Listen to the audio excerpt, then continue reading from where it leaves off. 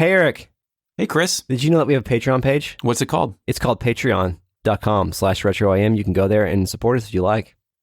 It might be nice. You can get some extra content there. We have a lot of it up now. Yeah, there is a lot of it up now. It's June. It's reality. This is reality. Let's go. Hey, would you also like to hear some hot sounds that I recorded? Let's listen to them. Yes.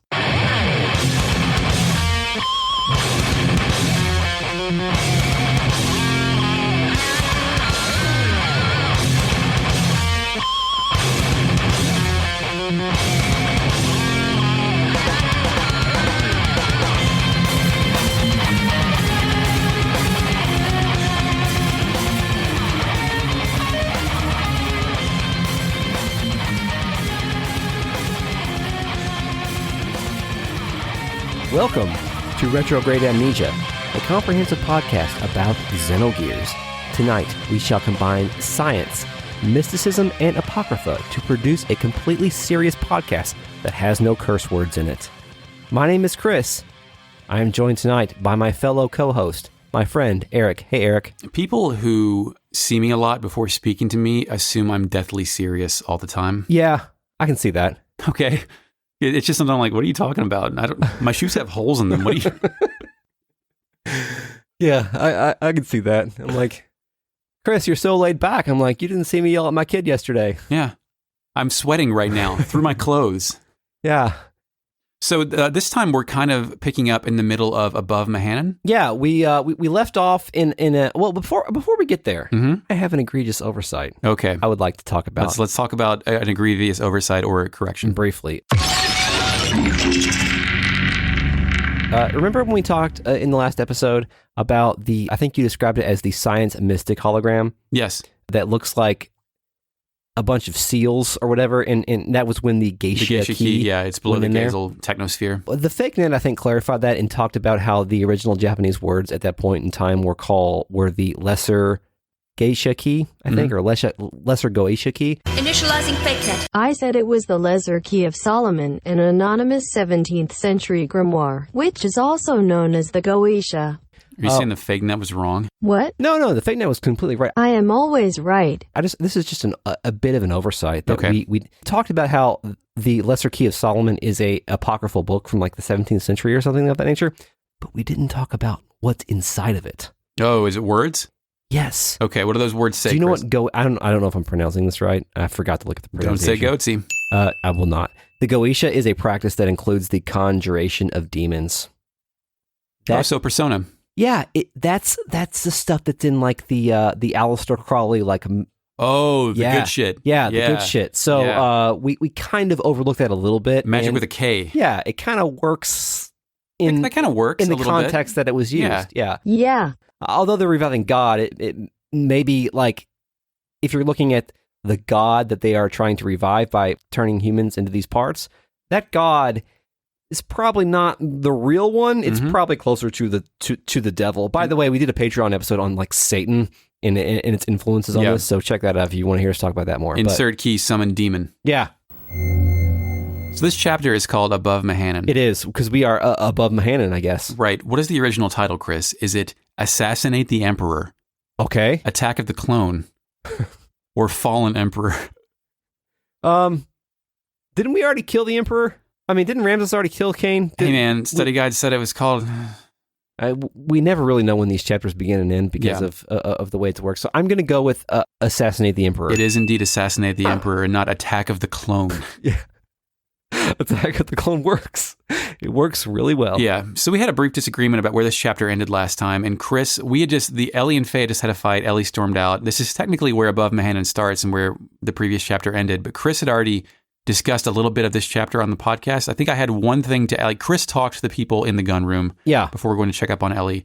And the only thing I don't remember Chris saying is Margie's advice to Faye here, where she said, don't run away, be a man and confront the problem. Oh, well, yeah, okay. Be a man, yeah.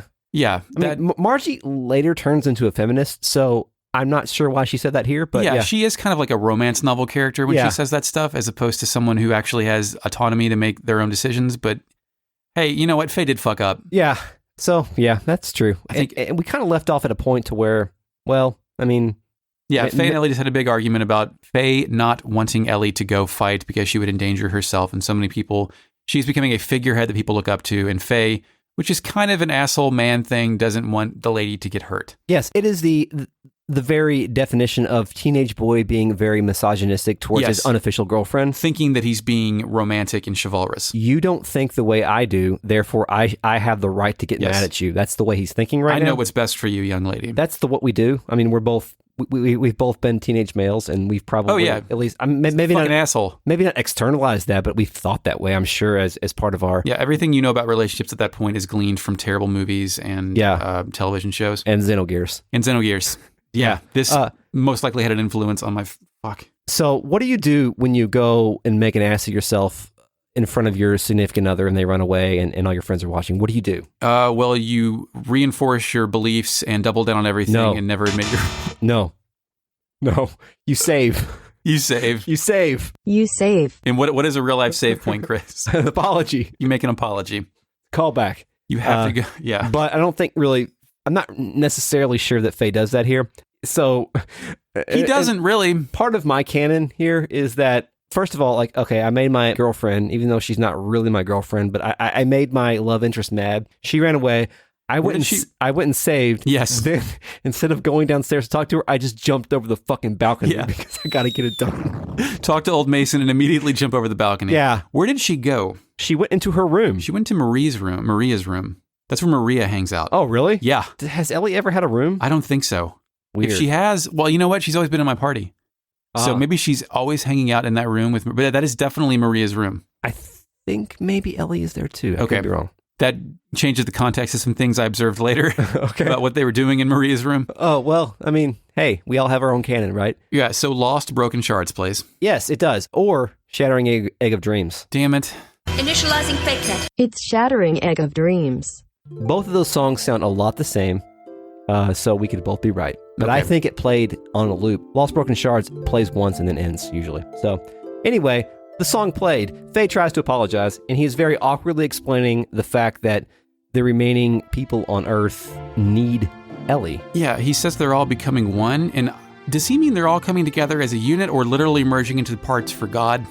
Like, he has to mean the former of that, right? He has to mean the former, but maybe he... unconsciously... we will not ascribe intent here, but yeah. He asked for forgiveness, basically. Yes. She is needed as a quote, as a light to guide us. Yes. And we get a little bit more of that banter, and then he says something troublesome. He says, yeah? Oh, go ahead. Yeah. Let's see if we got the same line. Yeah, he says, and now your body doesn't just belong to you alone anymore. Yep, that's what I wrote down. I have 2 comments under this line. Let's go. I have phrasing. Yeah. And I also have, this ain't it, Chief. Yeah, this ain't it, Chief is a perfect response. It's like, oh man, I understand what you're saying here because I'm an omniscient third party. However, I don't know if you should ever say that line to a woman. No. Under any circumstance. Even if she is the physical reincarnation of the woman that is going to make Christ whole again. Yeah. Then, even then, you don't say that. Oh boy, yeah. That happened. I was like, oh gosh, Faye. Maybe not here. But he tried that to convince her not to endanger her body by fighting and dying in it. I have a line from Ellie here. It says, it's funny, isn't it? We used to be enemies, but now we're together like this. Ellie explains that she once mistook the fact that she was running away with Faye, like Faye was her running away partner, as love. They were both trying to escape together. Running away from problems does not equal love, is what Ellie is saying here. And that's kind of like, that's a harsh reality that she throws in Faye's face right there. A complex set of emotions saying, my feelings for you may not be genuine, sir. They could be the product of my external circumstances. Exactly. That's probably a better way to say it. But now she can face her problems now. Do you read anything when she said it's funny, isn't it, that it wasn't with her portrait? It stepped outside the dialogue box? Oh, no, I didn't notice that. I just thought that was a weird flourish there. That happens a little bit in some of the upcoming scenes as well. She also, she talks about how she can face her problems, and she says, it's not because I need you as a sanctuary for my problems. I need you because I truly love you. So I think before she was saying, I felt like I loved you because you were the one that I was with when I was running away from everything. But now I don't need you for that shit. I actually love you independent of the circumstance. Yeah, The beginning of this speech that she is giving Faye originally sounds like, "Are you breaking up with me?" You know, the kind of stuff that where a girl starts, or a woman or your partner starts listing off all of your problems to you. Yeah. And why this is a bad idea.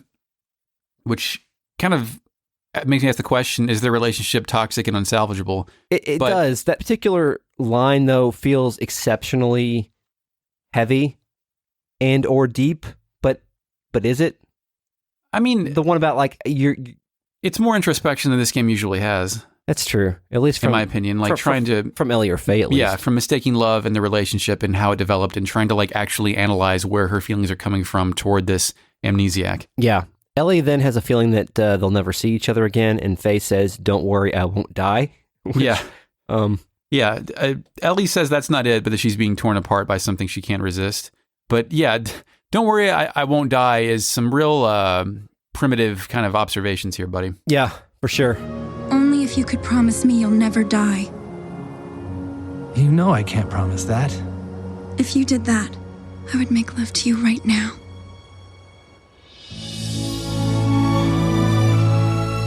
I promise I will never die.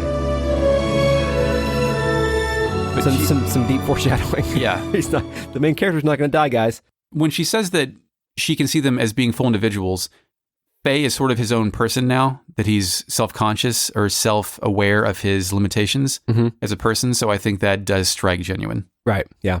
So then Faye kind of moves on to his own problems, and he says, quote, "Let's talk about me now." Yeah. Hey, listen, I get it, but hold on. I got my own problems. And to be fair to Faye, he does have his own problems. He says, "There is another me. Id is within me. I fear that at any moment I may awaken within me. You're the only one that has been able to keep me from giving in to id," which is true. No, it's not. Torah made that shit, suppressed it. Well, yeah, true. That's very true. Also, I have a question but at the moment on top of the Yggdrasil, like towards the end of disc 1, id was on a rampage, and the only thing that stopped id at that point in time was Ellie. Crumpled it. My question is, with Faye concerned about losing Ellie, is he concerned about losing Ellie to Sophia? Like the Sophia persona would overwrite the Ellie personality and essentially erase the person that he knew for this short period of time? Interesting. I don't know if he has that much. I mean, we've seen Faye have an additional level of interiority within disc 2. Yeah. But the Faye that I know...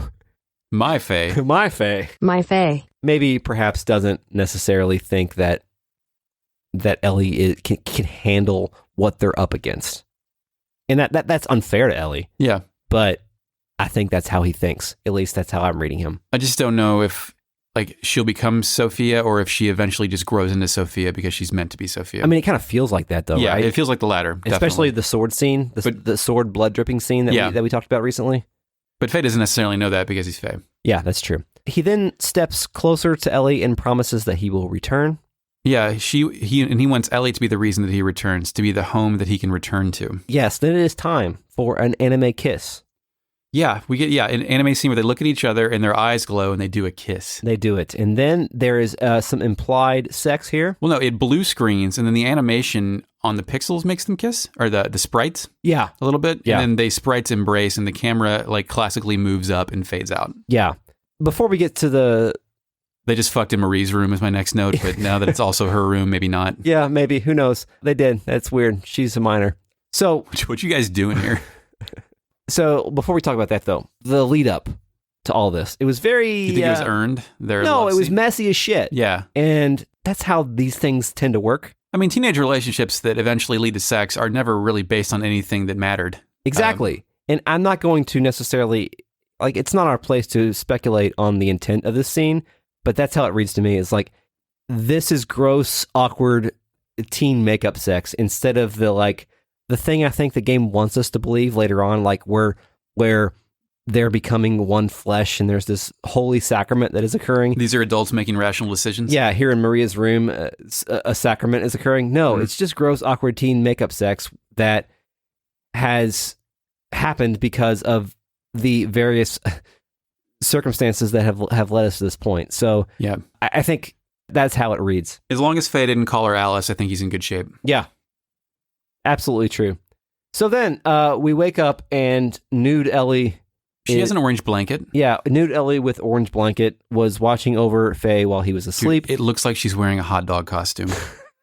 What? Okay. All right, yeah. I mean, yeah, you're right. But the best part of this is she's like waking up underneath the blanket nude, and Faye is fully dressed at the foot of the bed, just staring at her with all the lights on. Yeah. Yeah. What are you doing, dude? This isn't like post-coital next morning or next 10 minutes. Yeah. This isn't what you do. No, but I think it's implied that he was about to leave and trying not to wake her up. Yeah, I think so. And as he leaves, he gives Ellie a pendant that he's always had. But before that, Ellie says she stayed up all night. Oh, really? And yeah, she said she stayed up all night. She's been awake all along and watched Faye as he slept. And then he just goes, well, I'm off. Oh. And then he says, all right, then do be careful. Then Faye gives Ellie the pendant. Ah. What pendant is this, Chris? It's the pendant that was on him. It was the one that's been dangling in the background for all the chair scenes? Yeah, but did we know he had that? I don't know. I don't think so. I don't think so. We heard it. We first saw it in the anime cutscene in Lahan Village when it was dangling back and forth. But I guess we didn't necessarily know for sure that it was in his possession. Yeah, I thought it was symbolic. Yeah, it's actually, that's interesting, where it's a symbolic thing that's like, oh no, this has been with our character this entire time in his pocket. Yeah, so let's briefly unpack the scene. What were your feelings towards this, like the sex scene when you were a teen? Cool, there's sex in a video game. Yeah, that's me it. too. That is it. I don't think I'd seen that before. Yeah, I think I'm in the same boat as you, except for I probably read this as, like I said before, like a momentous sacrament. Yeah. A consummation of the love. most important thing that's ever happened. Yeah, but now I'm reading it as like, this is just awkward. Yeah, forced. Yeah. Not necessarily awkward as a plot device, but like the relationship that both Faye and Ellie have had to this point, and the particular like circumstances that led to this coitus were awkward. Yeah. So that's actually my next note, is this is supposed to be presented as awkward as hell. Yeah, it feels that way to me. So Faye super awkwardly says goodbye. Ellie says thank you. Then he walks to the door, his sprite twists and looks at her one last time, and then he just leaves. Yeah. Which is an interesting way to like kind of take one last look and then leave. Yeah. So then we get to a new scene, right? Oh, one more thing. Faye hints that pendant belongs to someone else, and then Ellie accepts it. Oh, okay. Yeah, and it's weird. Ellie agrees to like hold it for him. Like, yeah, like when you get back, I'll have it for you as like a lure to don't go dying on me. I feel like you wouldn't die. I feel like we've seen that particular trope in everything ever. Like, I'll be back, hold my ring for me, or hold my whatever for me. Yeah. Hold my handkerchief. This will make me come back and not go out and die. Yeah, sure. It will. I'll remember this when I'm in my darkest hour. Not because I'm the main character of this game, but because you have this. So next. Nissan Bridge. Yes, we're on the Nissan. I've dubbed this bridge the talking bridge. Yeah. We've had many conversations, I think, between Bart and Faye, Bart and Sigurd, Bart and Citan, maybe, who knows. But there's been a lot of conversations that it had on this bridge. Who's talking on this bridge? Ellie and Margie. Okay. It's the first time they've ever talked alone in this video game. Really? I think so. When else would they have done that? That's true. And that happens kind of a lot in the next couple of sequences. Just being close to a person is not in itself an indication of love, is it? Asks Ellie. And Margie, like, she suddenly becomes this, like, feminist voice in the game here. And I don't think we've had that to this point. But she explains that men are selfish and often relegate women to the sidelines by saying it's too dangerous. Like, yeah, you can tell she's gotten this shit from Bart. That's true. Yeah, she's gotten it enough to where she has enough interiority to where she can be like, oh yeah, this is how the world has taught Bart and all other men to be, is to say women stand to the side, let the men handle it, which is an interesting sort of callback to the original Ramses battle when Bart was facing off with Ramses and Miang and Margie were at the side. So she is like very... providing aid. Yeah, she has very explicitly experienced that up to this point and has something very interesting to say here, which is, it's funny that she gets that because that she gets that level of introspection because the game itself doesn't have that level of introspection. It's weird. Yeah. She's not excusing it. She's just calling out as bullshit and saying like, hey, she's not providing a solution. I think she's providing solidarity with Ellie at this point to say, hey, this happens to me too. The world isn't fair. Yeah, it's a really great line. Yeah, it's actually a pretty good exchange. I'd be curious if the original translation maintained that level of integrity for Margie. Ellie says that everyone wants there to be somebody waiting for them. And she says men try to tough it out as much as they can. And then some. They're cute when they do that, aren't they? Yeah. Which is kind of a way of maybe poking fun at the folly of man, maybe. Yeah. At some point, Margie tells us that she can't help us anymore. And how do you read that? Well, maybe Margie's just talking about how, like, I can no longer be the manager because you have those blue save points now. That's exactly what I wrote down. It was like, sorry, you've got blue save cubes now. You don't need me. Cool. I'm glad we are of one mind because I had not thought about that until this end. And like, you kind of get the impression that Ellie's saying goodbye to Margie here too, because she says they both have things to do and that they should pray they all come back safely. Yeah. And it's interesting too, when Ellie mentions praying for the safe return, Margie says, to God, and Ellie says, no, to your innermost feelings that everyone believes in. And that could have been written better. It could have been written better, but you know what? What? When you channel Sophia, you get gnosis. Like, that is a very Gnostic sort of frame of mind there. It's like, don't worry about this external God, worry about within. Well, no, I mean, the message is solid. The language used to present it is a little bit basic. Oh, absolutely. Yes, I agree with you. Like, you could have found a better way a more eloquent way to state that. It is at that point where Margie figures that Ellie is a reincarnation of Sophia. But that is a verbatim from the Nissan sex teaching. How many more Ellie and Sophia fucking things do we need here? We've had like 12. Well, a dozen. Like, they're landing on pretty thick, man. They are laying it on thick. I think the sword blood one was a little on the nose, but it was good. Giving herself, flashing into Sophia's clothes over and over, being the Nissan. Nissan. I'm not. Yeah, you're right. I'm just talking about the act of dripping the sword. Oh, sure. Yeah, that was more symbolic. Yeah.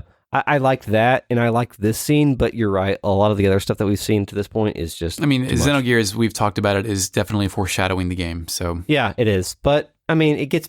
The longer the game goes on, the better it gets about doing that in a, I guess, a reasonably rationed manner. I think. Then it pulls out for a little bit, and Ellie talks about remote viewing. Okay. Did you have that scene where it pulls out from the Nissan Bridge, and then it's like a scenic overview, and Ellie states that she knew what was in the rooms before she had been in them. Yeah. Which is saying, she's recalling her past life about all that stuff. Yeah. And then Ellie says that she would have laughed at this before, but she believes it now. She can do things now that she couldn't do then. Yeah. So that's interesting, I think. It states that Sophia isn't necessarily a statement of ideals and personality, but that she can inherit the visual memory of that as well. Yeah. So you're kind of passing your memories forward and it's kind of a form of immortality too, right? Agreed. Yeah. Interesting. Okay, so that was the end of that chapter, Eric. We think so. The chapters get kind of timey-wimey here. Yeah. Where there's a couple that are not even adjoined to save points, so we're just kind of guessing at where they're going to be. So we're going to start the Paradise chapter now. Yes, we are headed to Paradise, I guess. That's right. Chris, is Paradise actually called Finding True Eden, Returning to God's Resting Place, or Going Back to the Paradise of the Gods? I feel like you put Going Back to the Paradise of the Gods to trick me. What do you think, Chris? So repeat the first one for me, please. Finding True Eden. Yeah, that one. Finding True Eden. Chris, you're wrong. Oh. Buzzer noise. It's Going Back to the Paradise of the Gods. Oh. The one that you thought I included to trick you. You fool. Thank you, Eric. So now... Yeah. Now the camera positions us above a mossy land mass, which is the thing that just rose up from the sea. Yeah. It does. It's Omen weird. Starts playing. It does, and we're going to hear Omen a lot. But there's a propulsion noise in the background, too, because our Yggdrasil is flying. Apparently, the Did it mention where the hell the 4, the Yggdrasil, were you about to say that? The Yggdrasil 4 went? We're back in the 3? Oh, no, they did not. No, go ahead. Okay, that's it. I don't know. Yeah, the Yggdrasil 4, the giant transforming robot, it's gone. Got all fucked up. We do not have time for this right now. Solaris crashed into it. We get some narration that the Yggdrasil has driven back the forces of Solaris that has taken to the floating continent of Mahanon. Yes. It is, we missed a lot of battles here and things happen here. Instead that is condensed into the narration of Disc 2 doing what it does. But there's a very clear thing as it zooms in on this giant landmass. Indeed, it is the central hull of a colossal spacecraft with a diameter of at least 40 kelts. Is kelts a real thing? Initializing fakenet. A kelt is any salmon or sea trout that has spawned. I'm not sure. Okay. We keep talking about that, but was your obscured pixel emulation, did it read what was on the side of the ship? Oh yeah, it says Eldritch. Yes. Is that is Eldritch a what's that one guy's name? H.P. Lovecraft? Yeah. That's Eldritch. Eldritch. I'm sure that might be a localization error. We should probably the fake net look that up. Initializing fakenet. From the fandom wiki, Eldritch is likely simply a reference to God, in the sense that El means God and can be used to refer to the God of the Hebrew Bible. This would make sense as the Eldritch is also transporting a god, Deus. In addition, Elohim was also on the Eldridge. Thank you, FakeNet. I meant to do that myself, but I didn't do it. I love you. Please find a way to love me back. We get some narration with some lore that we probably could have discovered like by pressing buttons on computers if this game was completed. But some kind of accident 10,000 years ago forced this spaceship to crash onto our planet. Yes. The narrator, whoever that may be at this point, I'm not really quite sure who the narrator is. I'm going to assume Faye. I'm going to assume Sidon based on his personal investigation of a computer later. Yeah, that's true. The narrator wonders if this is where our ancestors came from. Yeah. And then the money quote here is, seeking God and his divine wisdom, Raziel's tree, which is said to lie here in Mahanon, we proceeded further. So 2 things. One, that we forgot that when the narration is doing all of that, there is a panning shot of the command room where the captain and all of his assistants initialize the fake net. Omega 1 restarting. Oh, yeah. And talk like there is a polygonal rendering of that room that is sitting idle, which is an interesting touch. And then you mentioned about Raziel's tree. Do you have what this is interpreted from the study guide? No. Would you like to hear it? Yes. This is a misspelling of Raziel, an archangel within the teachings of Jewish mysticism of the Kabbalah, who is the keeper of secrets and the angel of mysteries. He stands close by God's throne and therefore hears and writes down everything that is said and discussed. He purportedly gave the book to Adam and Eve after they ate from forbidden tree of knowledge of good and evil, which resulted in their expulsion from the Garden of Eden, so the two could find their way back home and better understand their God. The Raziel computer in the game is thus a fitting metaphor. Interesting. Thank you for that study guide. So, what the hell? Well, I mean, we know that like foundationally, this game is the structure of the game's story is built both around Gnosticism and Jewish mysticism. So, yeah. But just this computer here, that they stumble upon, it's secret after secret after secret, and this appears to be the mother of all secrets. Yeah, this is the mother of all lore dumps. Yeah, exactly. This is a real live lore dump that is not being delivered by a man in a chair. Yeah, indeed. So before we move on, I have a question. Did we? So I kind of have already wondered if we missed some cool battle scenarios here. Possibility to like fight some Solaris gears or something, but we also maybe lucked out and we did not, and we missed out on an additional like shoot 'em up sequence, like Vandercom sequence. Oh yeah, having to invade this thing. Yeah, so maybe we got lucky by just getting the lore dumped on us and then moving on there. So Omen continues to play and the scene resumes, and we get a party menu. We do. Oh yeah, we get a brief save, don't we? I don't know if it saves. Oh yeah, no, it may just be. I'm not sure, but we get a chance to like. It is implied there is a battle coming up. Yeah, indeed. The scene resumes, and they don't really lead us. They don't slowly drip this lore upon us because they didn't have time to do that. We clearly exit a dungeon as an elevator door closes. Yeah, we are definitely at the boss. Yeah, right away. We had no traversal to traverse, for lack of a better term, and we're there. Not even like an animorelic airlock yes. thing. We're very likely we are missing like a slow lore dripping dungeon with like a lot of like terminals and stuff. Yeah, we're inside an industrial blue container area, and then what emerges from the center?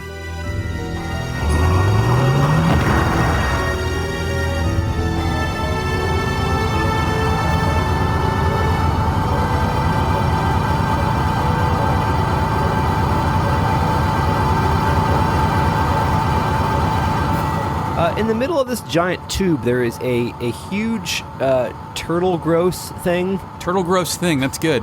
And a giant tank of liquid or water. Like ice? Yeah. It appears to be standing upright. Its hands are crossed on its chest and its face is human-like. The quote here from the narrator is, "In the depths we saw an alien form. It was partially rotted and petrified, a giant grotesque being." Talking about me. It gave off an inexplicable air of intimidation. Or perhaps it was more than a gut reaction. And perhaps it was the fear of the absolute that came from the very depths of our inherited instincts. Yeah, and I'm not sure what those lines were alluding to. But I have 2 guesses. Like, I didn't realize, like, even for having played this game, this is like the second time I've played it, and I didn't know necessarily what I was going to see here, but I still kind of got a weird gut feeling. Yeah. Maybe that was because I know what this thing is, or maybe it's because it has a person face. Yeah. Or maybe it's because, like... it's sinister. It's in a funeral pose with its arms crossed, Or maybe it's because this is the first thing I saw in Xenogears, like after the coronavirus outbreak. Right. Like maybe this is Oh shit! that's what's making me uneasy. I don't know. The weapon. Yeah, I'm not really sure. But the answer comes, like you said, when after you press X, it goes to the next line. And that line that you mentioned, which I'm going to read again, because it fucking terrifies me for some reason. Perhaps it was the fear of the absolute that came from the very depths of our inherited instincts. Is that a reference to the limiters? Remember how we had limiters to like, Faye and friends had limiters to make us afraid of Cain and the Gazel ministry? Like, is the fear of this thing built in through like us eating people, or is that in there because of our innate humanity? I think it's in there. The innate humanity line would be the primal fear thing, where you see a threatening predator and the fight or flight thing kicks in. Yeah. But my guess for this isn't due to the limiters. It is due to their inherent programming.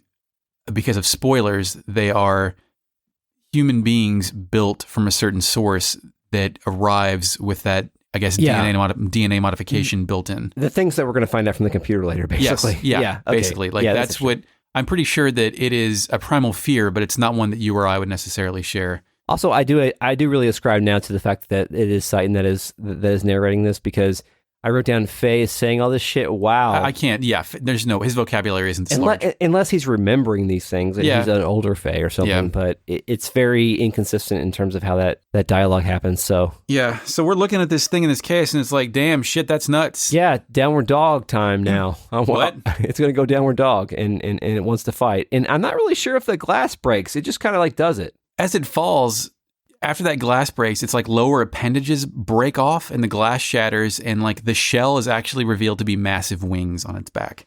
Yeah. Like its turtle shell doubles as like armor wings.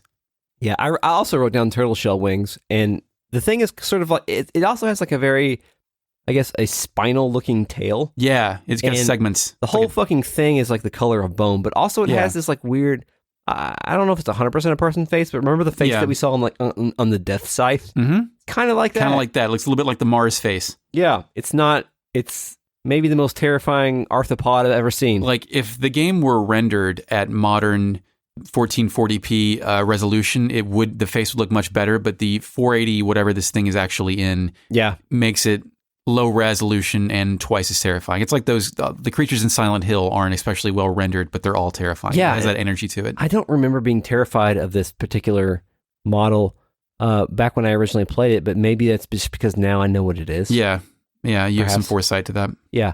So the battle begins here. Night of Fire. It is Night of Fire. It is time for Night of Fire. This is a boss battle. When you hit this thing, it bleeds, it doesn't like that. It bleeds water. Yeah. And it heals itself. Yes. It heals itself, 16,000 HP if you hit it? Finally, we once the thing takes an action, which most of its actions are either regular physical attacks or HP, having the HP of every character on the screen, including itself.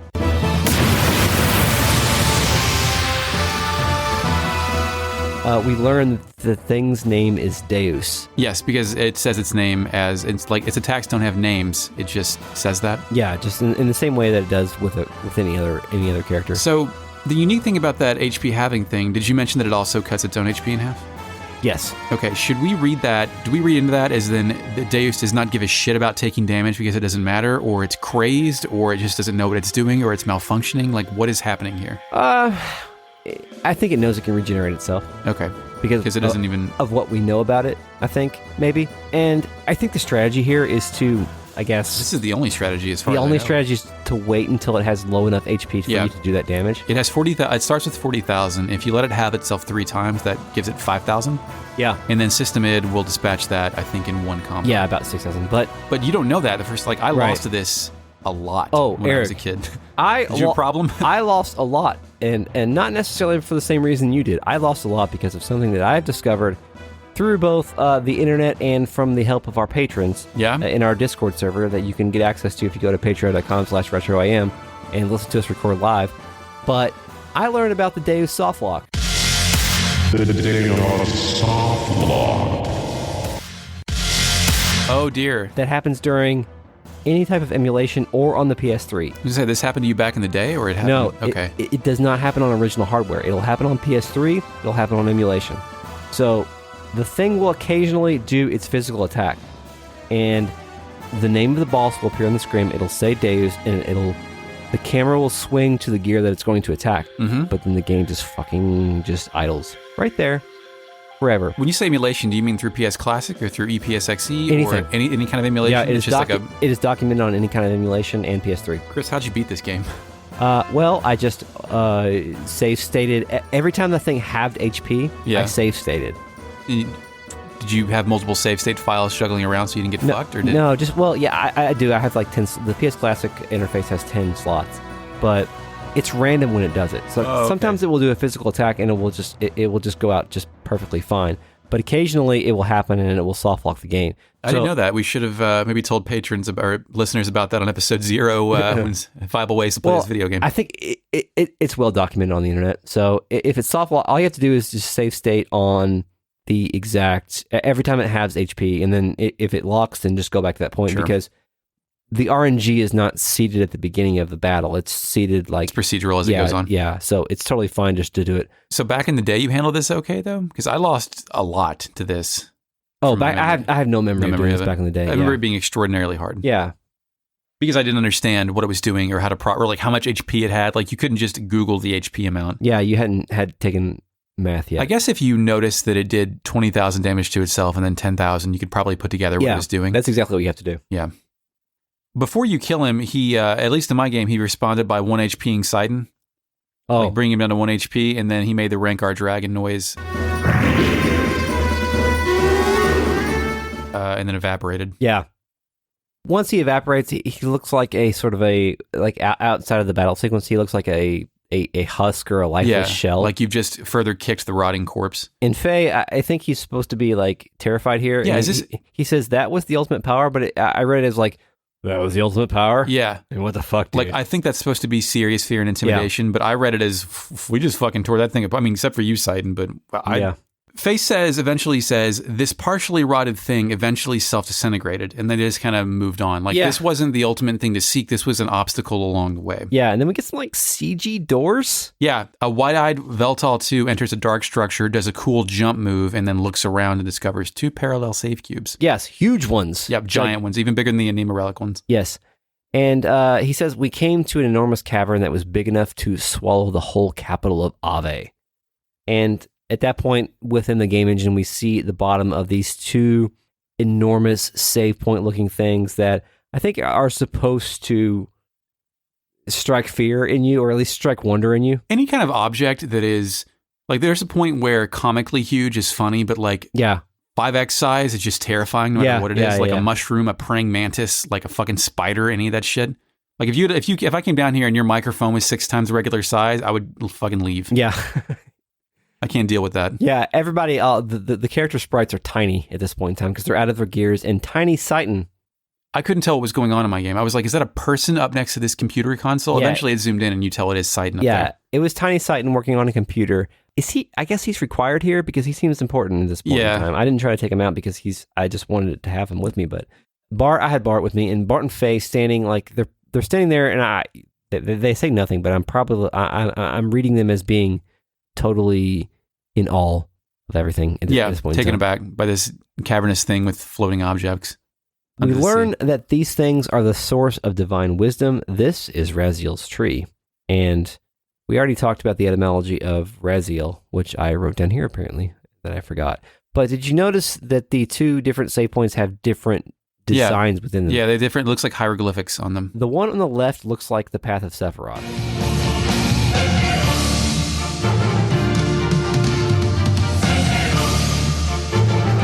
Oh, really? Yeah. Okay. And the one on the right looks like 2 stone tablets. I'm not sure if that is explicitly a reference to the 10 Commandments, but 2 stone tablets and the Path of Sephiroth are both have relationships to Jewish mysticism, so perhaps, maybe, who knows? I also saw like blueprints of humans in some of those. Yeah, that's true. I mean, there's a lot of like, it looked like that thing they put on the Pioneer, not probe, but some kind of satellite that just exited our solar system recently. Yeah. Initializing fake. It was Voyager. It carried a phonograph record, a 12-inch gold-plated copper disc containing sounds and images selected to portray the diversity of life and culture on Earth. Yeah. Like that thing that's on there. Speaking of Raziel. Yeah. Do you remember the actual first time we heard the term Raziel? It's the opening movie, right? In the opening movie, we heard the line Alpha 1 to Raziel Central. Alpha 1 to Raziel Central. Access confirmed. During the crash of the ship that we're on now. Yeah. So now we're finally able to form what was happening in that anime intro. Did you think that you remembered that kind of stuff? Oh, back then? I know that I didn't remember the term Raziel and that it was part of that. I mean, but did you realize that you were on the ship that you saw in the intro, or had you maybe forgotten about that? I knew it was the ship. The Raziel Central thing, no way. Yeah, there's no way either. There's no YouTube in 98. I can imagine that I put disc 1 back in and watched the anime cutscene 2 or 3 times, because that was high quality anime for what was available then. Yeah. On a PlayStation disc of all things. Next, the computer room thing. It rises into the air as if Citan is about to take over the world, but he's not. He says that he found the unthinkable when accessing the data, which somehow he knows how to do. I don't know how he knows how to. I guess the technology from here has dispersed throughout the world here, so he knows how to use the computer. Is that why the language is the same? I think we're not supposed to think about that. I'm thinking about it. I'm sorry. I guess we speak the same language as our forebears. That's right. Yeah, well, I guess so. We see on this giant screen here, we see humans and maybe this weird creature-looking thing. It kind of looked like what were the things that we fought in the Soylent system? The Malik. Were those the Malik? Or the organ meat? Yeah. Orphan?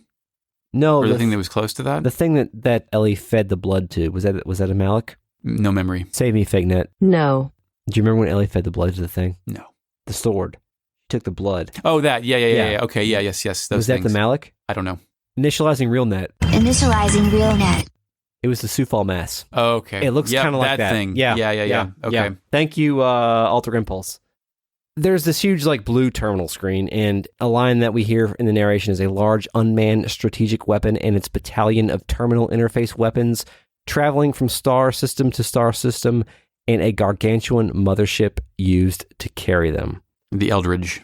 It is indeed the Eldridge, the creation of the Malik Angel, God's army to reign over the vast universe with, and the construction of a divine ark. Those weapons were called Yahweh. Is that a mistranslation? I already thought they deleted Yahweh from this game. The Interplanetary Invasion Weapon System. Yeah, interesting fact about that, Richard Honeywood suggested that maybe perhaps we shouldn't call that Yahweh, because it was Yahweh in the original script. Right. And they ended up changing it to Deus they ended up changing Yahweh to Deus in both the English and the Japanese version. You can't fucking sell this game if it's called Yahweh on this. Let's wait until Xenosaga to do that. Yeah, he left a subtle reference to that. Oh, through this? As Yahweh. Okay, yeah, I see. That's how that happened when the game was localized. This weapon system is what the Gazelle Ministry was pursuing. Yes, indeed. There's also we see that screen kind of, the slide, somebody's pressing spacebar on the PowerPoint here. Forward. Until it finally stops on an organism that we saw in the anime intro. Mm-hmm. It says they're on the verge of accessing the Zohar, which to me it appeared to be the save glyph with the Eye of Illuminati dollar shit all over it. Yeah, and when it's given you here, remember in the anime intro we saw a embryo looking item, the thing that triggered the taking over the ship. We see that on that screen here. And we are on the verge of accessing the data, an object called Zohar, the central neural circuit and the power source controlling the entire system from the weapons of the mothership. It's the source of it's like a nuclear reactor, but it's actually just this thing. Yes. Some sort of power system here. So, wow, that's all a big bunch of lore that we're getting here. Surely nothing's going to interrupt this. It's the biggest bunch of lore we've had since we talked to Old Mason for the first time, maybe. I don't know. Yeah, so we just had a big boss fight too, so we're maxed. Surely they wouldn't throw another boss at us without it's time to go home. Save point coming up. Let's go home. Let's leave with all this information and construct a new plan. But suddenly he appeared, a Groff's gear and many other sprites of gears lower into the scene. And what's different about Groff's gear here than in the past? I couldn't tell what was happening, whether his gear was being reflected and mirrored, if there were multiple Groff's gears, because it was so low res, you can't tell what necessarily is floating down here. And I thought I saw Groff's gear, but the first person to talk is somebody else. But who did you think? What's the difference with Groff's gear? The bat wings are extended. Oh, yeah. Do you remember when the last time we saw bat wings? Yeah, when it saved Vierge. During the Nissan, or the Kislev bombing. The Kislev bombing, when Ellie was in trouble, somebody or something swooped in and saved Ellie that had gears, that had wings protruding from the gear. I guess at that moment we assumed it was some sort of unconscious fae, but I think it was Lacan. Yeah, it appeared to be Lacan here. But again, do you have who speaks instead of Groff? It's Krellian. Krellian speaks. This matter is far too weighty for the likes of you. He knows what all this shit is. Yeah, he's like, you guys, I've been trying to get here for a while, and thank you. You've opened the door, thank you, and get the fuck out. You fought all the random battles that were cut from this game, and you have gotten us here. Thank you. But Groff's here, and he's not stopping Krellian. These fuckers team up. Yeah, they've kind of teamed up before. Like, Groff was there to stop us when we were trying to get off Solaris. Yeah. And although there wasn't necessarily an interaction there, they seem like they've kind of teamed up. But they were neutral allies? Yeah, at this point, yeah, you're probably right. It is an explicit team up here. Citan says that either way, that's terrifying if they are. I'm sorry. It is, yeah. It is kind of terrifying, especially because Groff has mostly been like, as we've read him as like an agent of chaos of some sort. Like, I'm here to unlock your power. I don't care about the rest of the shit. But Citan says he's got to go get the data. Yeah. You guys hold him off. So that makes me think that Citan is mandatory here. So yeah. Well, I always had Citan in my party. If he's not, if we can't hold him off, then he's going to blow the fucking place off. So despite just figuring this out, what all this stuff is, Faye vows to prprotect this data with his life, which is a very Faye move to just instantly go all in on whatever the objective is. Yeah, Faye is he loves data. He loves hacking. The Raziel data, and this to me says that we've reached the critical lore point where people are throwing out random terms like it has any meaning. Yeah, which I don't.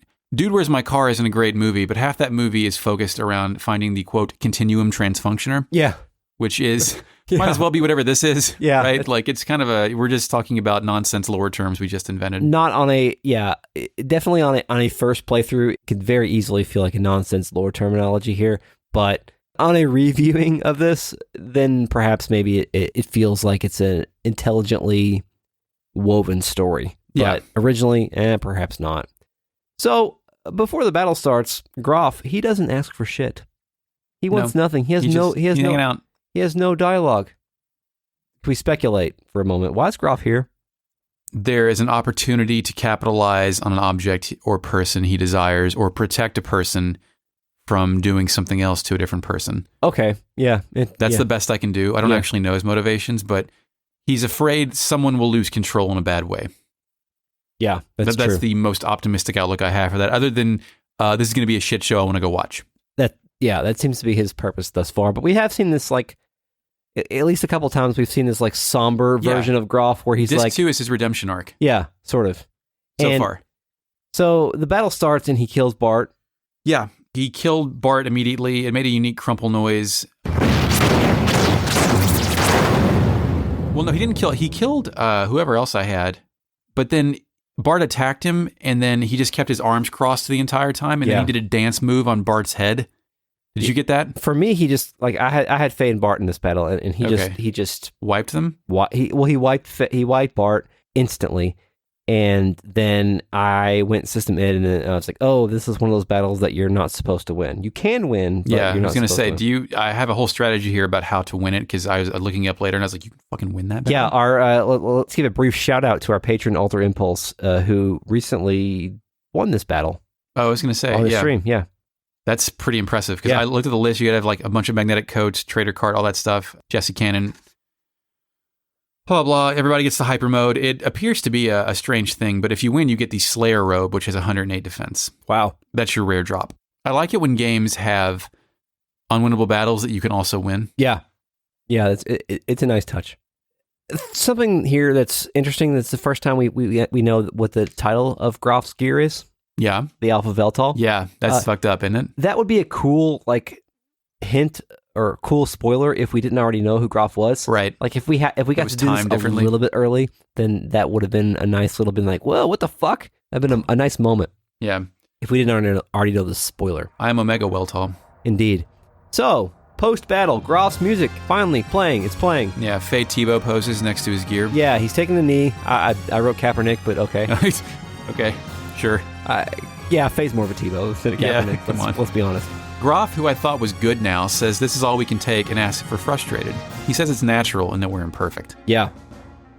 The absence of wrath is an impediment to you utilizing your true strength. Fuck off, man. That's intense. Yeah, I think I just accidentally discovered what Groff is doing here when he says it's natural that we're imperfect. Does he know that we're in imperfect contact, and what happens when an imperfect contact makes contact with something? Yeah.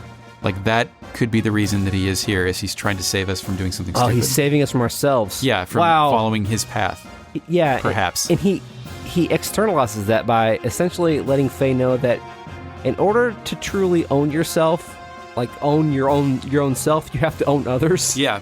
Like, fighting is the only way to express yourself. A great line. It is this very sublimation that draws out the hidden powers within oneself.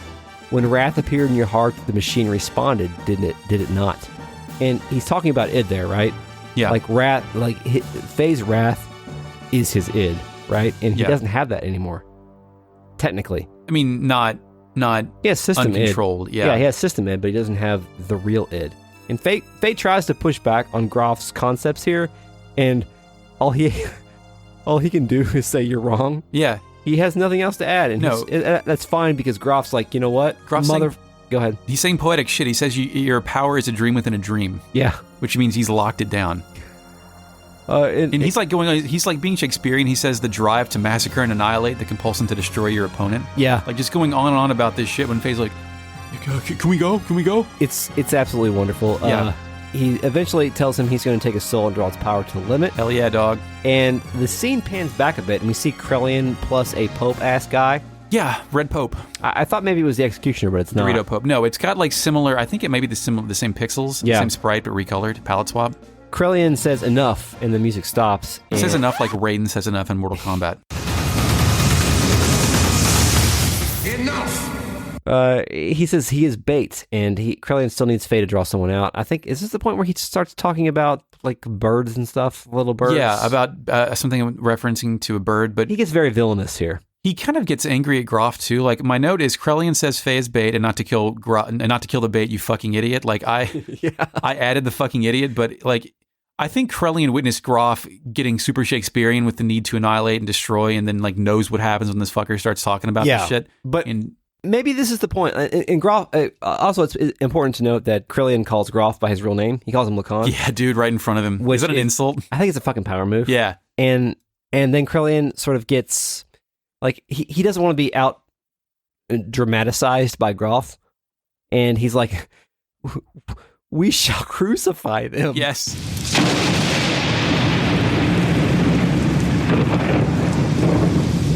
In the land of Golgotha to the west of here, collect all the broken gears. Do you know what this is?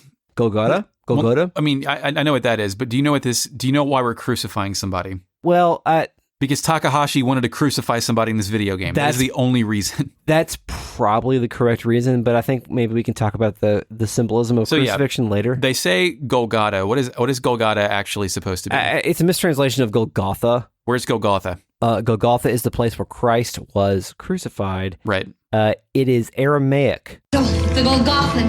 A what? A shit demon! For skull. Oh, cool. I didn't know that. I remember from our Catholic education as it being translated as place of the skull, but when I looked it up recently, it was called just skull. Well, hey, Jesus has changed a lot in 20 years. It's true. Also, this site is also called, I think in Greek, it's called Calvary. Really? In the Gospels, but but originally in Aramaic, it was Golgotha. So yeah, it is a explicit biblical reference. Yes. So we're back to Nissan, right? We're back to Nissan. Okay. It's Margie or Ellie's perspective. Who knows? Yeah, who knows? Margie's standing there. She's seemingly tending to the people that are slowly mutating to Wells. Yeah. Yeah, they're still treating the sick in the conference room, that one house we all talk in at Nissan at some point. Ellie appears to be narrating, and she appears to be losing some hope here. Yeah, this is where I noticed the faces of those people look like Deus's face. Oh. A little bit. Shit. Like, I don't know if that's just a lack of pixel density or if that's actually supposed to be like they're mimicking what they're supposed to be a part of. Maybe. How rotted and just hideous they look. One of the lines that struck me with Ellie was like some eternal nightmare that made me wonder just how long we would have to keep on nursing them. Jesus. Margie asked if she's okay. Yeah, it's like, go take a fucking break. Go take a walk. Like Yeah. Ellie's clearly, I think, not sleeping, being very dedicated to this. Ellie says she just wants to stay busy, which I feel Hey, you, man. girl. Yeah, dude. Feel Yeah. you right now. Yeah. I'm so happy to be recording this podcast again.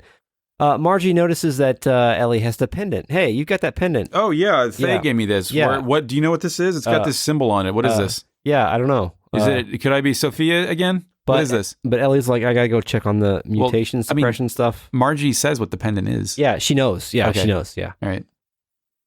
The pendant of Nissan. But Ellie didn't know that before. Right. I read this as Margie telling Ellie what that was. You know what's weird? What? Is that like that pendant is pretty pronounced in Nissan. Like you see it on their buildings. Yeah, it's like it is part of the concrete like foundation of stuff. Yeah. And then she says she looks like Sophia when she wears it. Yeah. And Ellie has a premonition that is preceded by the spooky noise.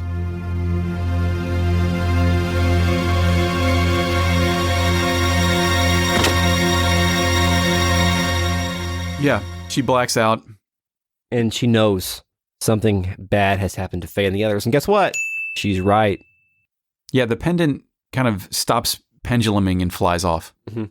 So, then Ellie's in the chair. Or is she in the chair or is she just narrating? I've got Ellie chair, pendant, lost broken shards. I think she's in the chair. Shattering Egg of Dreams. So, Ellie has decided to ascend somehow to Shavat. Yeah, she goes to Shavat. I guess Vierge can fly up there. Sure. She did the like in the full version of this game. You got to go Babel Tower. Ellie Solo. Yeah. Ellie Solo, complete the jumps again. No, master. You got to go with Ellie, Rink, and Helmholtz. Oh God. Yeah, that's the remake. Do you really want the remake? Do you really want Rink and your party people? Okay, so party people. He finds a transmission from Krellian baiting her to Golgotha to save Faye. Indeed. Why did he send that to? What? Like what? Did she need to go to Shavat? Like, Shavat has email. Yeah, okay. Shavat's got email. Oh no, Shavat has something else that she needs. No, she's got the Omni gear. Yes, that gear that she refused to pilot is situated in Shavat. Yes, can we talk about this Omni gear briefly? El Regulators. Regulators. We regulate any stealing of his property. We're damn good too. I don't think we see it at this point in time, but let's talk about it real quick. Yeah. It looks like the Vierge in a Hawaiian aloha skirt. Oh, God, Chris. Thank you for ruining that. But yeah, you're right. It looks like a better version. It's not a dramatic remake as the other Omni Gears have. Also, she still potentially has Vierge available. It's not like it mutated like the other gears did. Yeah, exactly. Because this one had already aligned with Sophia originally. Because, Faye and Ellie don't have Omni Gears because in Ellie's case, the Omni Gear was the alignment had already occurred. Yeah. So in the Gazel's scenario, they needed all these alignments to occur, but like several of them had, like Groff and etc. had occurred in the past. They had pre-installed their video game. Indeed. So the reason why she got this time is she said her fear was replaced by a need to rescue her friends. Indeed. More Sophia taking over. Yes. At that point, I think the screen changes and Ellie's in front of a JPEG. Yes. With her new gear. It's her new gear, and then other gears leaving Shavat. But what are these other gears? Do you recognize them? I think they're EG blades. It's One Knight, EG. Oh. Yeah, it's like it is the Proud Boys gears. It is indeed, yeah, because those are the guys who show up to talk to Ellie, and they doth protest. Chris, from memory, name the Proud Boys. Rank. Chris's eyes are closed. I'm covering my eyes because I have my notes in front of me here. Yep. Rank, Helmholtz, Vance, Breuer, and is that it? No, I think there's one more, and you just named all the ones that I knew. I think that might be it. Is there 5 or 4? Don't know. Okay. Who knows? Fake net. Initializing fake net. You forgot Strotsky. So anyway, Rank says, everyone is depending on you for their spiritual support. Rank, get a fucking therapist. Yeah, dude. Like this, the way you feel about, he's kind of right, though. Rank is kind of right. That everyone's depending on Ellie for spiritual support. Like, she's becoming a figurehead of an entire religion. That is true, but like, I think we need to get beyond like having spiritual figureheads. We need to direct action. Listen to what she's saying. It's within you, not without. Not don't externalize your faith. Oh, the Force was in us all along, and it's not predestined. It's gnosis, Eric. Oh, sorry. Yeah, Gnosticism. God is within you. You're Captain Gnostic, Chris. Okay, thank you. I've just played all the Xenosaga games. Yeah. So then Breuer says, "Why do you do so much for him?" And she says, a line that was definitely written by a man. She says, I guess it's a woman's prerogative to be selfish, perhaps. Yeah. I don't like this line. It sounds like I said, it sounds like somebody's, what's the right word here? Somebody's ideal vision of a woman, of what a woman should be. Yeah, this is what I've written in my journal about what my ideal lady is. Yeah. I don't love it. I don't love the line. She kind of has some independence, though, later, some agency, right? Where she says that she's not a holy woman and that she has flaws. She can love masses of people and also just one person. Yeah. She's in supreme bliss when she is with Faye. Yeah. What? Is this the fucking Gospel of John here? I mean, like... Deep cut, Chris. What's the Gospel of John? The Gospel of John is the flowery gospel? It's probably the most poetic version of the canonical Gospels. Companion piece to Revelation, right? Giving what I have to him and receiving what he gives to me, we become one flesh. That is the moment I am at most peace. Is that an orgasm? I think... I'm pretty sure that's what that is. It's either an orgasm or some Gospel of John, like one flesh shit. Oh, one body, yeah. That's alluding back to the sex scene to where it's like, it's making sex seem more than what it actually is. Spice Girls to become one. Yeah, exactly. It is my prerogative as a woman to simply want to save the man I love. And Ellie, it is your prerogative to save the man you love. But it's not necessarily, like, fuck off with, like, as a woman shit. Yeah. Like, it's just your prerogative. Yeah, you don't need to do it as a woman. You can do it as a human being. Yeah. Again, another line that was written by a man for a woman, which is... I mean, that's very 90s melodrama too, right? It is. Like, you would expect more of games today, but... Yeah, but, it is 2020, so I'm gonna think about it in 2020 terms. I think Helmholtz and Vance are like, this is a trap. Yeah. This is a fucking trap. Yeah. And she doesn't seem to care about that. No, she, at this point, she is overcome... Again, maybe I didn't write this down, but maybe this is the over emotional woman trope here coming to light, and she cannot listen to reason, and she must go after, or maybe it's just because it's her particular destiny as the Sophia figure to go do this. Don't they? Krellian said, "Come alone," and didn't they offer to go with her as well? But she's insistent on it just being her, or else something will happen to Faye. She doesn't want to compromise the situation. Yeah. So that's her moment of supreme bliss, Chris. What's your moment of supreme bliss? And don't say anything to do with your kids. My moment of supreme bliss? Yeah. When are you in supreme bliss? Nothing fucked up and nothing to do with children, because that's cheating. Yeah, that is cheating. Shit, man. Yeah. When is Chris the happiest? Okay, so independent of like family life and stuff like that? Yeah, independent of anything real. Like, what superficial thing makes you the happiest? Like when it's 7:45 in the morning and no one is talking to me and I have coffee. That's pretty good. And maybe some eggs. That's, coffee and eggs, and no one is talking to me. You get genuine silence. Yeah, it's great. That's fucking crazy. I get that every day. Yeah. Am I supposed to ask you what your moment is? Oh, geez. Let's see. I only really feel great when I do one thing that's not real. When I finish a half marathon, when I stop running for about the first 15 seconds. Oh. That's good. That's what you people do, right? Yeah. Yeah. Yeah. It's not necessarily a high. It's just more of a feeling of relief where I don't have to do this fucking shit anymore. So that's in the chapter, right? Yes, that is where our chapter ends for this course. We will pick up with Promised Land next time. Yeah, we're going to the Promised Land. That's where we're going. Yeah, we are going there, I guess. Definitely better than Paradise. Is it? I don't think it is, Eric. All right. To say, Chris, where Christ died is somebody's Promised Land. That's some metal shit, by the way. Now let's consult the RealNet, Eric. Initializing RealNet. This is a good comment from Alter Impulse on the graph sequence relating to Citan. Citan is not mandatory, but he comes in anyway to do the computer. So I guess that means that when you fight the optional Alpha Weltall battle, because I brought Citan with me, and then I only had 2 party members in that battle. So I guess you have to bring... I had Billy with me. I don't know why I didn't have Citan or why I wouldn't have. Did you have all 3 party members with you in that battle? I want to say, because I had Bart. My notes had references to Bart and Billy, and then Faye had to be there, right? Yeah, so you must have not brought Citan. I don't want to say with absolute certainty, but I think that's the way it was. Interesting. In my game. Okay, so I guess you can't really win that battle at all if you bring Citan in your party, because he's going to be removed from it.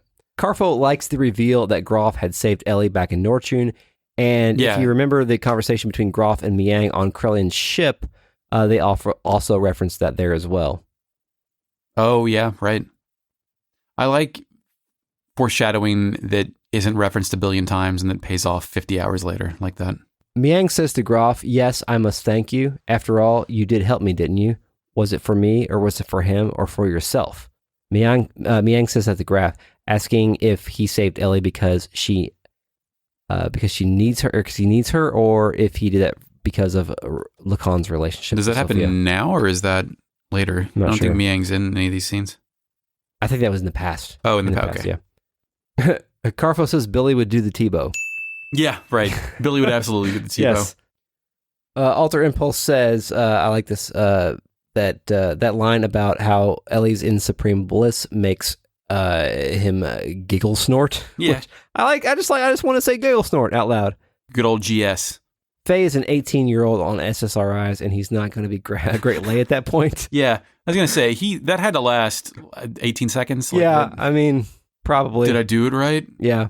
I mean, she probably doesn't know either. And of course, some additional comments here from Alter Impulse about it's your usual JRPG trope. It is a girl's destiny to get kidnapped, which is that's absolutely true. What we're heading to. Thank you, RealNet.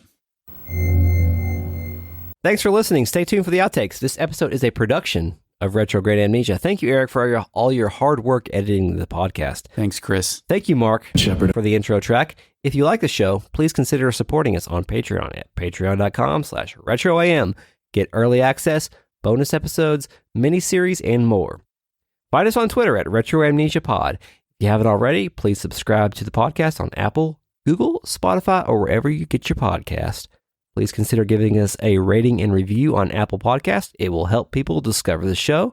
If you have questions or feedback, email the show at retrogradeamnesiapodcast@gmail.com.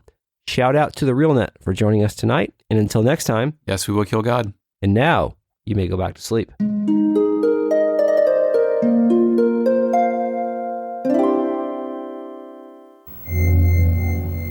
And push all the right buttons. Oh, there it goes. Hey. Hey, what's up, dude? Hey, how's it going? Okay, let me make sure I can see my notes. In fact, I was on a video chat with somebody the other day, and they saw this microphone in front of me when I was talking to them, and they're like, "Are you a DJ?" And I was like, "No, I'm a podcaster about classic Japanese RPGs." And she was like, "That sounds interesting. I should listen to that." And I was like, "No, you shouldn't." Hey, Eric. Hey, Chris. How's it feel? The world right now? Treat me like you do. Oh, boy.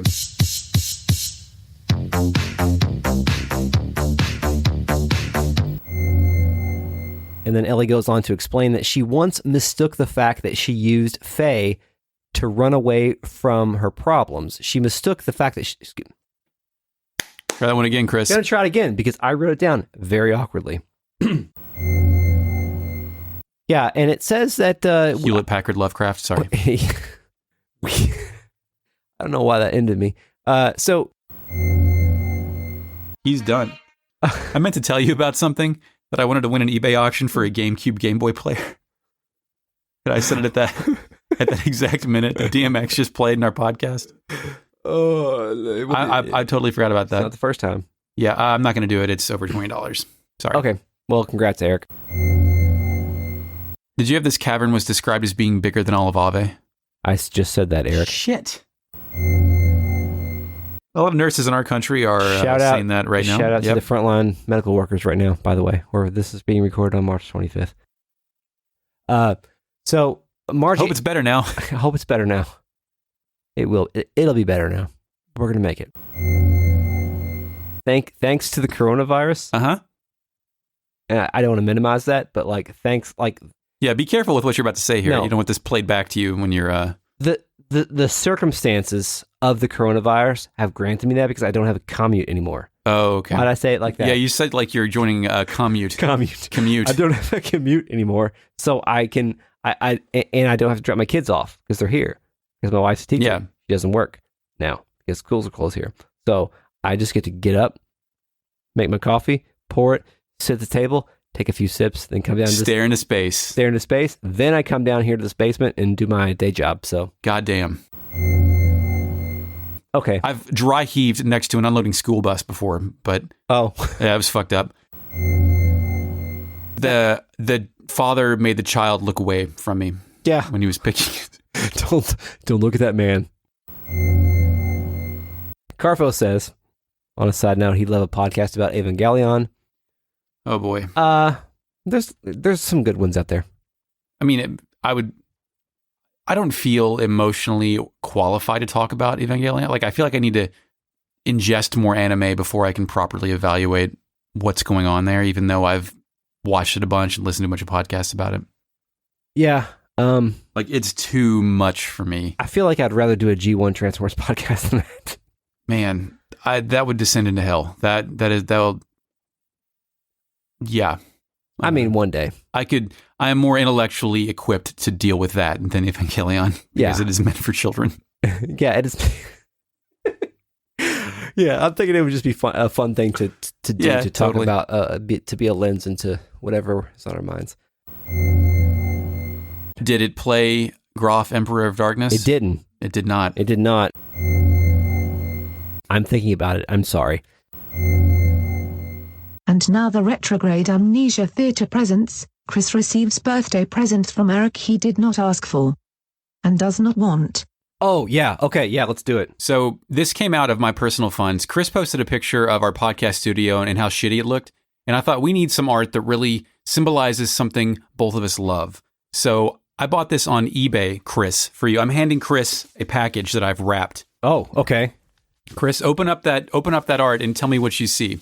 This is I paid real money for that. Is this the second time in as many recordings that I've had to open a package? Or maybe The Perfect Works, I opened the document. You open up the box of The Perfect Works, patrons. You just tear it. You just tear into that thing. It's in a big, giant garbage Should I wash bag. my hands after I open this? Maybe. Possible. Okay, But Eric's providing artwork. Chris is going to hang that up in our studio. Yes, our studio, which is really half of The basement. I didn't ask Chris Wipes about this home decor option. Oh my God! That's right, sir. What is that? Hold on, I'm going to describe it in detail. It is a framed picture of, and I'll put, for those of you listening live, I'll post this later, of the bouncer. It looks like it is a 2-page magazine spread. Yeah, of like the bouncer graffiti. What is the bouncer's name? Scion? Sure. Shion? Ask me anything about the bouncer.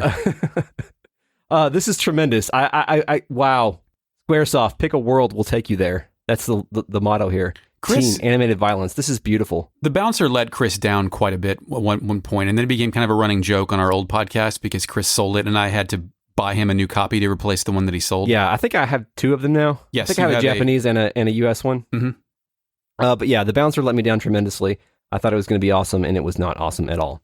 Chris, what event happens every April? My birthday. Chris, here's another package for you. It's not April yet. Well, I don't know if we're going to do this podcast again. Yeah, this podcast is being recorded on March 25th. Happy birthday. This is now just Chris opening shit the podcast. Hey, guess what it is, guys? What'd you get, Chris? It's a copy of the bouncer. Where's it from? It's a PAL copy. It's a PAL copy of the bouncer. Now I have all 3. Are there any other? Was this game released in any other territories? No, as far as I could tell. I've been looking for that one for a while. Wow! Congratulations on all your bouncer paraphernalia, Chris. Thanks, favorite Eric. game. You're welcome. I really appreciate that. I really, really do. Wow! These objects you're cursed to have for the rest of your life. You can't sell somebody's present. You're right. I don't think I've ever sold a copy of the bouncer back that you've given me. That's good. I did sell my original copy because I wanted to get away from it. But I've now given Chris 3 copies of the bouncer. Now, hey Eric. Hey Eric. Hey Eric.